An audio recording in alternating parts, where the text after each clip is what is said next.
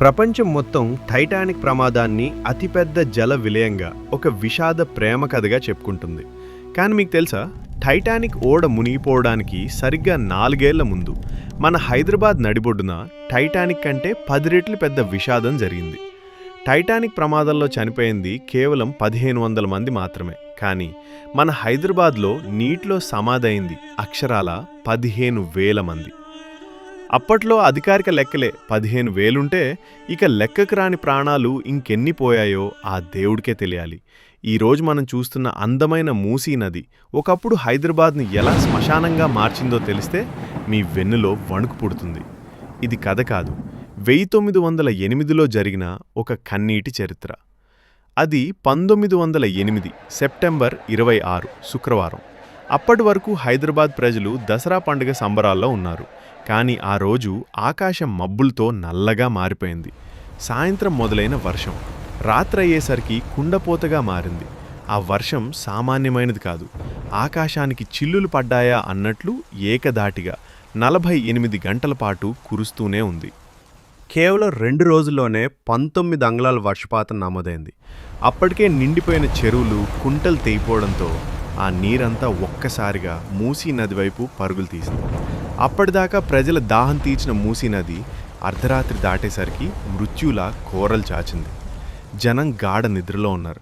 అప్పుడే ఒక పెద్ద శబ్దం. వరద నీరు ఒక్కసారిగా ఇళ్లల్లోకి చొరబడింది. ఇళ్లల్లోకి 60 అడుగుల ఎత్తున, అంటే దాదాపు 2 అంతస్తుల ఎత్తులో నీళ్లు వచ్చాయంటే ఆ వరద ఉధృతిని మీరు ఊహించుకోవచ్చు. పురానాపూల్, చాదర్ఘాట్, ముస్లిం జంగ్ వంతెనల పైనుంచి నీళ్లు పారాయి. పురానాపూల్ గేట్ దగ్గరున్న రక్షణ గోడ బద్దలైపోవడంతో నీరు సునామీలాగా పాత బస్తీలోకి దూసుకొచ్చింది.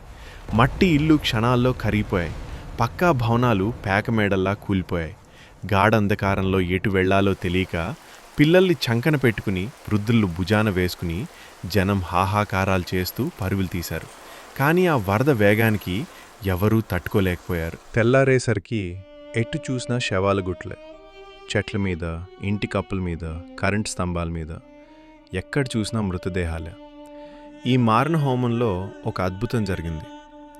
అఫ్జల్ గంజ్ దగ్గరున్న ఉస్మానియా హాస్పిటల్ ఆవరణలో ఒక పెద్ద చింత చెట్టు ఉంది. వరద నీరు తామును చుట్టుముడుతున్నప్పుడు ప్రాణభయంతో జనం ఆ చెట్టు వైపు పరిగెత్తారు. ఒకరు కాదు, ఇద్దరు కాదు, ఏకంగా 150 మంది ఆ ఒక్క చెట్టు పైకెక్కారు. కింద చూస్తే ఉగ్రరూపం దాల్చిన మూసీ నది, పక్కనే కూలిపోతున్న భవనాలు, ఆకలి, దాహం, భయం. అయినా సరే ఆ చింత చెట్టు కొమ్మలను గట్టిగా పట్టుకుని 48 గంటల పాటు ఆ చెట్టు మీదే నరకం చూశారు. తమ కళ్ల ముందే తమ బంధువులు నీటిలో కొట్టుకుపోతుంటే ఏమీ చేయలేక గుండెలు పగిలేలా ఏడ్చారు. అయినా సరే ఆ చెట్టు మాత్రం వాళ్ళ నమ్మలా తన ఒడిలో దాచుకుంది. ఆ 150 మంది ప్రాణాలను కాపాడింది. పరిస్థితి చేయి దాటిపోయింది. అప్పటి నిజాం రాజు 6వ నిజాం మీర్ మహబూబ్ అలీ పాషా తన ప్రజల కష్టాలు చూసి తట్టుకోలేకపోయారు. తన రాజభవనాలను శరణార్థుల కోసం తెరిచారు. 1000 మందికి అన్నం పెట్టారు. కానీ వర్షం ఆగలేదు, వరద తగ్గలేదు. అప్పుడు ఆయన గురువులు, జ్యోతిషులు ఒక సలహా ఇచ్చారు. నదీ మతల్లికి శాంతి పూజ చేయమని చెప్పారు. వారి మాట మేరకు నిజాం రాజు స్వయంగా గుర్రం మీద మూసీ నది దగ్గరికి వచ్చారు. తల వంచి నమస్కరించి సంప్రదాయం ప్రకారం పట్టు వస్త్రాలను, కానుకలను నదిలో వదిలారు. ఇది నమ్మశక్యంగా చరిత్రలో ఉన్న నిజం. ఇది ఆయన పూజ చేసిన కొన్ని గంటల్లోనే ఆకాశం తేలికపడింది. వరద ఉధృతి తగ్గడం మొదలైంది.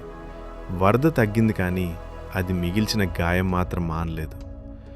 భవిష్యత్తులో హైదరాబాద్కు మళ్లీ ఇలాంటి పరిస్థితి రాకూడదని నిజాం రాజును నిర్ణయించుకున్నారు. అందుకే భారతదేశపు గొప్ప ఇంజనీర్ మోక్షగుండం విశ్వేశ్వరయ్య గారిని పిలిపించారు. ఆయన సూచన మేరకే ఈరోజు మనం చూస్తున్న గండిపేట, హిమాయత్ సాగర్ జలాశయాలను నిర్మించారు. అవే ఈ రోజుకి హైదరాబాద్కు వరదలు రాకుండా కాపాడుతున్నాయి. ఈరోజు మనం హైటెక్ సిటీని చూసి మురిసిపోతున్నాం. కానీ 116 ఏళ్ల క్రితం జరిగిన ఆ మారణ హోమానికి సాక్ష్యంగా ఆ చింత చెట్టు ఇప్పటికీ ఉస్మానియా హాస్పిటల్ ఆవరణలో నిలబడుంది. దాని చుట్టూ ఇప్పుడు ఒక బోర్డు కూడా ఉంటుంది. మీకు ఎప్పుడైనా వీలుంటే ఆ చెట్టును ఒకసారి తాకి చూడండి.